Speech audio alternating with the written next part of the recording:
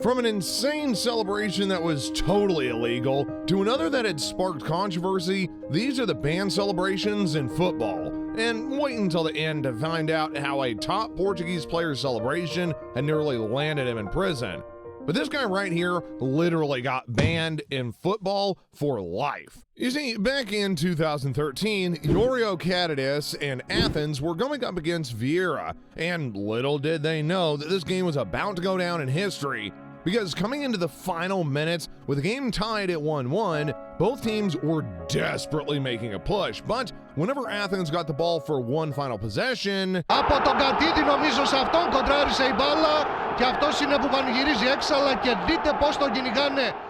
Yeah, now that's just kind of insane because he celebrated his goal with a salute that nearly sparked World War III. Notorious' Nazi salute made Greece's Football Federation realize that they couldn't take the situation lightly, so they immediately slapped Notorious with a ban. So, if you're gonna pull a special salute, then I think it's best you look it up before match day. But Anelka had probably learned this the hard way, because after returning from 2 months out during a short spell at West Brom, Anelka scored a brace in a match against West Ham in December. So he lost it and had performed the anti-Semitic canal gesture, where you touch your shoulder with one hand and point the other hand downward with the palm open. The dude got banned for 5 matches and was handed an £80,000 fine before he was sacked by West Brom for gross misconduct.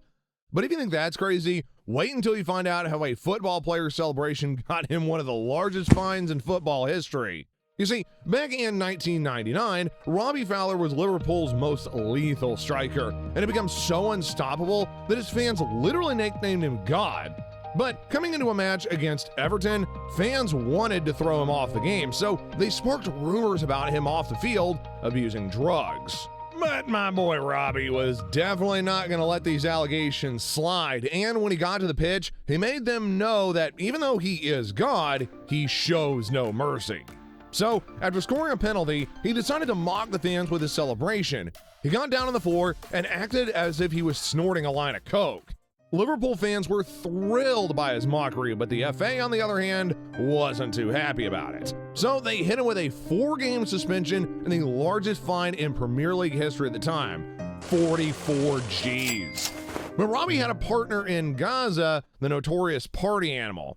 Way back in 1996 during Euro, the media went berserk when images showed England's star player partying the night before with the first big international tournament in the country since 1996. And they were criticized by the British media, sure, and the Sun newspaper even had a headline that said, "Disgraced fool." So, after scoring that terrific goal against Scotland, Gaza had played out an epic response. He lay on the floor with his teammates squirting a drink in his mouth. 'Twas kind of his way of saying, "In your face, suckers." But as controversial as this was, it is nothing compared to McCarthy, whose offensive goal celebration nearly got him kicked out of football forever. It was the East Anglican Derby against Norwich, and after Ipswich had taken the lead, the team's boss, Mick McCarthy, had stormed out of his dugout and gave off a foul-mouthed goal celebration. Then, afterwards, Ipswich's boss was caught by cameras shouting the F word and making a crude gesture of sorts. McCarthy would later deny those allegations, as well as the words being directed at his own fans, claiming that, it was just the emotion of the game. He got caught up in the hype. But bad news just keeps on hovering around Ipswich. Because back in 2008, after Ipswich Town midfielder David Norris scored for Ipswich in a win over Blackpool, he had displayed a handcuff gesture, and the FA immediately took offense. Norris would later admit the gesture was for his former Plymouth Argyle teammate, the controversial Luke McCormick, who was jailed for causing the death of 2 kids while drunk driving. Norris was fined £5,000 and probably learned his lesson afterwards. But Richardson, heck, dude. The dude's goal celebration landed him into much bigger trouble. You see, back when he was at Everton, Richardson was smug. The dude was scoring goals and becoming a key part of the team, and after scoring the winner against Chelsea, he became so pumped that instead of celebrating like normal ballers, he literally set the stadium on fire.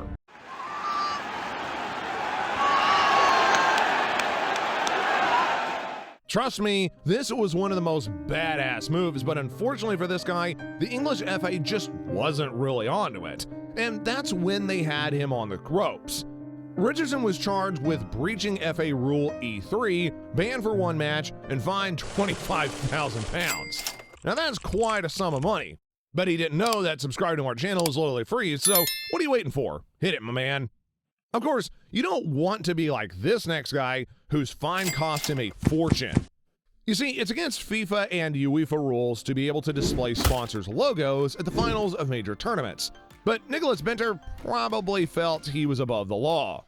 Because while celebrating a brace against Portugal in Euro 2012, the Danish forward lifted up his shirt to reveal Paddy Power boxers. Trust me, Lord Bentler never saw this coming because, after the game, the former Arsenal forward was incredibly banned for 1 match and fined a whopping £80,000 for unauthorized sponsorships. But at least Bentler's worst enemy on the squad didn't make that ridiculous stupid mistake. You see, Emmanuel Adebayor left Arsenal for Manchester City in 2009, but not without grudges, because after he scored against his former employer, he ran across the pitch to celebrate in front of the Gunners fans. Arsenal fans were terribly pissed, and even though he could later explain that he was subjected to racism about the former club, Adebayor was fined £25,000 and banned for 2 matches. But at least he found a partner in the league, Ruud van Nistelrooy. Because back in 2005, which was a game against Andorra, Van Nistelrooy had stepped up late into the second half for a penalty and sent it wide off the post. And former Andorra defender, Antonio Lima, ran up to him and laughed in his face. Bad idea, trust me. The foul. Lima would live to regret that moment because minutes later in the game, whenever Van Nistelrooy had found the back of the net, he went directly to him to celebrate and was like, "In your face, punk." Well, the Dutch former striker was booked, but he probably accepted it as a worthwhile. But hey, at least it makes sense, unlike Vinicius Jr.'s celebration, which had an entire team banned from the stadium. It was back in 2018, and Vinny was still repping his native Flamengo when they went away to Botafogo in the Brazil Series A. Flamengo had won the match 3-1 thanks to Vinny's late goal to seal the game, but he probably wasn't thinking straight when he went to celebrate, because what he did next was a ticking time bomb just waiting to explode. You see, this crybaby celebration brought back some bad memories to Botafogo fans, and it was so painful that Botafogo denied them usage of their stadium to the Guanabara Cup final against Boa Vista. At least they weren't threatening to kick him off a competition like Ronaldo and UEFA. It was in and around the 2018-2019 UEFA Champions League round of 16, and Ronaldo was trying to help his Weve team knock out his former rivals, Atletico Madrid.